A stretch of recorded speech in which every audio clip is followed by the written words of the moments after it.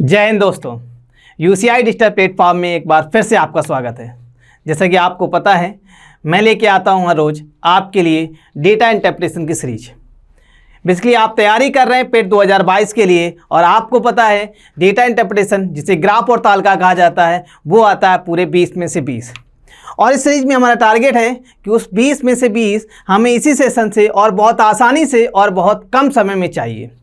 आपने थोड़ा सा भी समय दे दिया तो आपके ये 20 में से 20 बिल्कुल 100% के साथ आ जाएंगे। उसके लिए आपको रेगुलर हमारे सेशन में जुड़े रहना है और हर एक क्लास को ईमानदारी के साथ अटेंड करना है। तो आइए स्टार्ट करते हैं आज की क्लास में। आज की क्लास में बेसिकली हम लोग डिस्कस करेंगे टेबुलर बेस DI। आइए हम लोग एक नज़र डाल लेते हैं बेसिकली DI के सिलेबस के ऊपर। तो जो ऑफिशियल सिलेबस आपको दिया गया है वो ग्राफ इंटरप्रिटेशन 2 ग्राफ्स का और टेबल इंटरप्रिटेशन 2 टेबल का। मीन एक ग्राफ या एक DI में 5 क्वेश्चन आते हैं, तो ग्राफ से 2 ग्राफ आएंगे तो 10 क्वेश्चन आपके ग्राफ इंटरप्रिटेशन से बनते हैं और 10 क्वेश्चन आपसे टेबल इंटरप्रिटेशन से बनते हैं। ये दोनों मिला के 20 नंबर के क्वेश्चन बहुत ही इजी क्वेश्चन होते हैं। बेसिकली अगर पिछले बार पेट 2021 के बारे में बात करें तो पिछली बार जो DI आई थी वो टेबुलर बेस्ड DI से 2 DI आई थी और एक बार ग्राफ से आई थी और एक लाइन ग्राफ से आई थी। कुल मिला के 20 नंबर का यहाँ से आया था। लेकिन हम लोग इस बार पाई ग्राफ भी डिस्कस करेंगे। क्यों डिस्कस करेंगे? क्योंकि पाई ग्राफ जो बेसिकली आता है वो ग्राफ के अंडर सिलेबस में आता है। तो इसलिए ऐसा ना हो कि इस बार पेपर का पैटर्न चेंज हो, उसके लिए हम अपने आप को पहले से प्रिपेयर कर लेंगे, क्योंकि हमारा जो टारगेट है वो बेसिकली 20 में से 20 नंबर का है। आइए तो आज की क्लास के लिए हम लोग बेसिकली स्टार्ट करते हैं। टेबुलर DI आपके सामने DI दी गई है, DI दी गई है और DI को जानते हैं हम लोग। DI को करने से पहले DI की जो इन्फॉर्मेशन दी होती है उसको हम लोग थोड़ी देर पढ़ते हैं। उसको अगर आपने अच्छे से पढ़ लिया तो उसके जो रिलेटेड क्वेश्चन है वो बहुत ही आसानी से हो जाएंगे। तो आइए देखते हैं DI में क्या कह रहा है। DI में कह रहा है कि दी गई तालिका वर्ष 12 और 17 के दौरान विभिन्न मॉडल ABCD तथा E की उत्पादित कारों की कुल संख्या हजारों को दर्शाती है। ये एक तालिका दी गई है आपके सामने यहाँ पे तालिका शो हो रही है। इस तालिका में अलग अलग तरह की कार दिए गए हैं, अलग अलग तरह के कार दिए गए हैं और उस कारों में अलग अलग ईयर पे यहाँ पे वर्ष दिए गए हैं और किस वर्ष में किस तरह की कार उत्पादित की गई है। आइए हम लोग एक बार देख लेते हैं। जल्दी से इस पर एनालिसिस करिए कि किस तरह की कार दी गई है। एक बार एनालिसिस करिए और देखिए, किसी रैंडमली किसी डेटा को उठा के देखिएगा।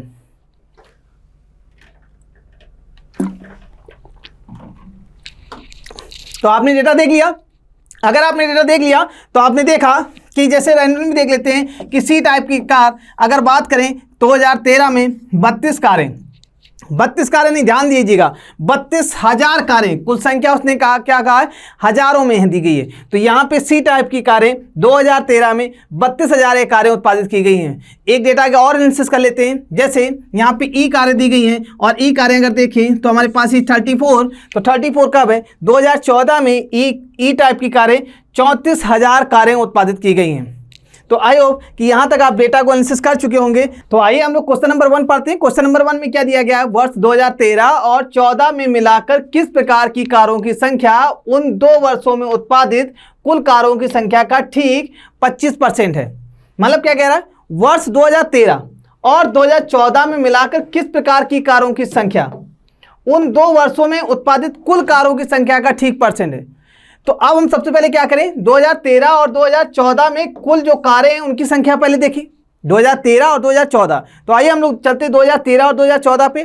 तो ये 2013 दी गई हैं 130 कारें और 2014 में जो बात कर रहा है वो बात कर रहा है 170। अगर इन दोनों को हम लोग जोड़ेंगे तो कितना आ जाएगा, 130 और 170, 30 जाएगा, 300 आ जाएगा। तो 300 का आपका क्या निकालना है, 300 का 25%, 300 का 25% जब आप निकालेंगे तो 300 का 25% कैसे निकालते हैं, 300 के लिए 25 और परसेंटेज को हटाएंगे तो अपॉन में 100 कर देते हैं। कैंसिल करेंगे तो कितना हो जाएगा, ये 75,000 आ जाएगा। अभी हम 1000 को कॉमन रखते हैं, सिर्फ ये समझ लेते हैं कि 75। अब वो क्या कह रहा है समझिए, वो कह रहा है कि 2013 और 2014 में मिलाकर किस प्रकार की कारों की संख्या। मीन 2013 और 2014 में चलते हैं तो ये 2013 और 2014 में कह रहा है किस प्रकार की कारों की संख्या 2013 और 14 में कुल कारों की संख्या का 25% है। तो हमने कुल 25% निकाला, हमारे पास 75 आ गई। तो अब 13 और 14 में दोनों प्रकार की कारें ऐसी कौन सी है जिनका जो योग है वो 75 के बराबर है। तो हम लोग देखते हैं कि एक करके कौन सा ऑप्शन दिया गया है। डी ऑप्शन दिया गया है। डी में देखते हैं कितना है। तो डी में अगर 40 2013 में दी गई है और 2015 में 2013 2014 में 35, इन दोनों को अगर जोड़ेंगे तो हमारे पास सम कितना आएगा, 75 आ जाएगा। और हमारे पास यहीं से आंसर मिल जाता है कि डी प्रकार की जो कारें हैं वो 75 दी गई हैं, जो कि हमारे अकॉर्डिंग बिल्कुल सही है। तो right answer is the D. आपके आगे आंसर चेक करने की कोई ही नीड नहीं है। फिर भी अगर आपको लगता कि डी ऑप्शन पहले पे नहीं होता, मान लेते कि रैंडमली ई पे होता, आपको दिमाग में ये आ रहा होगा कि हमने ऑप्शन क्यों पिक किया। ऑप्शन इसलिए पिक किया कि ऑप्शन में 4 हैं और यहाँ पे हमारे पास 5 दिए गए, तो पाँचों को आपको चेक करने की नीड नहीं है। यहाँ पे आपका कैलकुलेशन बच जाएगा, टाइम बच जाएगा। जैसे हमने यहाँ पे ए वाला टाइप जब नहीं दिया गया है तो ए को चेक करने की जरूरत ही नहीं, हमने उसको छोड़ दिया। अगर आपको लगता है कि डी ऑप्शन पहली बार चेक किया उसका आंसर ही आ गया तो कोई बात नहीं। अगर मान लेते हैं कि ई वाला इधर होता तो ई वाले को आप चेक करते, तो ई वाले मॉडल पे हम लोग चलते 13 और 14 में। ई वाले में 13 और 14 में जब आप इसको जोड़ेंगे तो हमारे पास कितना 8 और 4 12 आ जाएगा, हासिल 1 आ जाएगा, 3 और 4 और 1 5 52 आ जाएगा। तो हमारे पास 52 75 के बराबर नहीं होता, इसलिए ऑप्शन नहीं होगा। आई होप कि समझ में आया होगा। क्वेश्चन नंबर 1 आपने एंजॉय किया होगा। आइए चलते हैं नेक्स्ट क्वेश्चन की तरफ। क्वेश्चन नंबर 2, जल्दी से इसको पढ़िएगा और पढ़ के इसका रिप्लाई करने की कोशिश करिएगा। क्वेश्चन 2 क्या कह रहा है, वर्ष 2015 में उत्पादित किस प्रकार की कारों की संख्या 2015 में उत्पादित किस प्रकार की कारों की संख्या उस वर्ष में कुल कारों की संख्या का ठीक 20% है। आपसे क्या पूछा है, किस प्रकार की कारें और किस ईयर में, 2015 में, और उस वर्ष मीन 2015 में कुल कारों की संख्या का ठीक 20% है। तो 2015 में चलिए और कुल कारों में पता करिए। तो आइए हम लोग चलते 2015 में। 2015 में जब हमने पहुंचे तो 2015 में देखा कि कुल कारें कितनी है, 100। कुल कारें 100 दी गई हैं और 100 का आपको निकालना 20%। तो 100 का आपने जब 20% निकालोगे तो आपको पता 100 का 20% मतलब 20। तो 2015 में ऐसा कौन सी किस प्रकार की कारें हैं जिनकी संख्या 20 के बराबर है। तो 2015 में कौन सी कारें ऐसी हैं जिनकी संख्या 20 के बराबर है। देखिए ये आपके सामने डेटा दिया गया है, डेटा को एनालिसिस करिए। तो हमारे पास कौन सी कारें, ई प्रकार की कारें हैं जिनकी संख्या 20 दी गई है। तो राइट आंसर क्लियर है। तो कौन सी कारें, बी प्रकार की कारें हैं जिनकी संख्या 20 दी गई है। आई होप कि ये दोनों समझ में आए होंगे और अच्छे से ट्राई कर रहे होंगे। आइए नेक्स्ट क्वेश्चन ट्राई करते हैं। इस डीआई को पढ़ने से पहले दिमाग में बिल्कुल बसा लीजिए कि आपके 20 नंबर बहुत ही आसानी से इस पार्ट से आ सकते हैं, क्योंकि ये इतने इजी आते हैं कि आपने अगर थोड़ा सा भी टाइम दे दिया, रेगुलर क्लासेस अगर करते रहे, सिर्फ क्लासेस करते रहेंगे, तो हमारा प्रॉमिस है, आपसे वादा है कि आपकी जो भी क्वेश्चन होंगे वो 100% आपको यहीं से मिलेंगे। आपको और कुछ पढ़ने की जरूरत नहीं है, लेकिन पूरे ईमानदारी के साथ सारे सेशन आपको अटेंड करने हैं और सारे जो भी क्वेश्चन हैं वो पूरे सॉल्व करने हैं। हम लोग यहाँ पे इतनी तरह की डीआई डिस्कस कर चुके होंगे कि आपको और कहीं से डिस्कस करने की जरूरत ही नहीं पड़ेगी। तो आइए नेक्स्ट क्वेश्चन हम लोग देखते हैं। क्वेश्चन नंबर 3 क्या कह रहा है, वर्ष 2016 में के संदर्भ में, किसके संदर्भ में, 2016 के संदर्भ में वर्ष 2017 में किस तरह की कार के उत्पादन प्रतिशत में सर्वाधिक कमी दर्ज की गई है। मीन 2016 के संदर्भ में, 2016 के संदर्भ में कह रहा है 2017 में किस प्रकार की कार के जो उत्पादन है उसमें कमी आई हुई है। एक 2016 में अलग अलग प्रकार की कारें आई होंगी, 2017 में अलग अलग प्रकार की कारें आई होंगी। तो कह रहा 2017 में 2016 के कंपेयर में किस प्रकार की कारों की में कमी आई, सर्वाधिक कमी आई है। तो हम लोग एक एक देख लेते हैं। आप देखिए यहाँ फिर से ऑप्शन हमें पिक करना है, हम सारे नहीं चेक करेंगे। ऑप्शन में 4 दिए गए, कार कुल 5 हैं, तो हम एक तरह के हम कार को चेक करने से बच जाएंगे। तो आइए हम लोग सबसे पहले चेक करते हैं सी प्रकार की कारें में वृद्धि हो रही है, कितनी वृद्धि हो रही है 2016 से 2017। और सी प्रकार की कारें 2016 कौन सा है ये, और सी प्रकार की कारें कौन सी है 2016 के संदर्भ में किस प्रकार की कारें 2016 और 17, और सी प्रकार की कारें कहाँ हैं 44 से 40 पहुँच रही हैं। तो कह रहा है सर्वाधिक कमी, बिल्कुल सही है। चेक कर लेते हैं कितने % की कमी हुई। सी प्रकार की कारों में कितनी हुई, 44 से 40 जा रही है, तो कमी निकालना है। तो कभी अभी हम लोग परसेंटेज भी निकालेंगे सिर्फ अभी, क्योंकि उसने परसेंटेज की कमी परसेंटेज पूछा हुआ है। इसके बाद दूसरी ए प्रकार की कारें, ए प्रकार में 36 से 12 ए प्रकार में 36 से 12 और इसके बाद ई प्रकार की कारें, ई प्रकार में 50 से 28, ई प्रकार में 50 से 28, 50 से 28 और डी प्रकार की कारें, तो डी प्रकार की कारें 38 से 22। अब इसमें ये बताना है 38 से 22 सर्वाधिक कमी किस में हुई है। तो सर्वाधिक कमी के लिए क्या करेंगे, सबसे पहले इसको सर्वाधिक कमी निकालते हैं। तो कितने की कमी हुई है, 4 की कमी हुई है। किसके रेफरेंस में, 44 के रेफरेंस में। मल्टीप्लाई करेंगे 100 का और परसेंटेज सिंबल से मल्टीप्लाई कर देंगे। ये देखो 11 टाइम्स कटेगा, ये कितना आ जाएगा 9.09 आ जाएगा, 9.09 आ जाएगा। और ये कितना आ जाएगा, कटे कैंसिल हो जाएगा तो 24 आ जाएगा। 24/36 मल्टीप्लाई 100 और परसेंटेज का सिंबल कितना हो जाएगा, 12 से कैंसिल करो, 12 दूनी 24, 12 3 36, ये आ जाएगा 66 सही या 66.67%। इस वाले को देखते हैं, इसमें कितना आ जाएगा 22/50 मल्टीप्लाई 100 और परसेंटेज।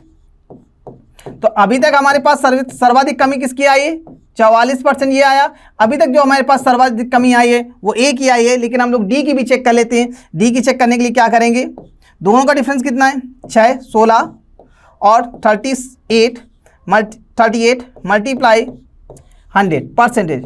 आपको डायरेक्टली डिवाइड करके चेक कर लेना है। 38 में हमने क्या किया, 16 से डिवाइड किया, 16 को डिवाइड 38 160 हो जाएगा। डिवाइड करेंगे कितनी बार जाएगा, 5 बार देखते ज़्यादा हो जाएगा। 4 बार 4 3 12, 8 चौक 32, 4 3 12, 13 14 15। 4 बार देखते हैं, 4 से कितना हो जाएगा 8 चौक 32, हाथ से 3, 4 3 12 13 14, फिर से यहाँ से ला जाएगा 8 आ जाएगा और यहाँ 5 बचेगा 1 आ जाएगा। फिर से एक 0 ले लेंगे, कितना 5 बार करेंगे तो ज़्यादा हो जाएगा, 8 5 40, 5 3 15, 15 और 4 19 ज़्यादा हो जाएगा, फिर 4 आएगा, लगभग 44 के आसपास जाएगा, 44% के आसपास जाएगा, 44 दशमलव कुछ। तो देखिए आपको डेसिमल नहीं निकालना, यहाँ पे कैलकुलेशन को भी आपको समझना है। शॉर्ट ट्रिक आपकी यहीं पे है कि हमने यहाँ पे आपको 44 देखा, उसके बाद छोड़ दिया।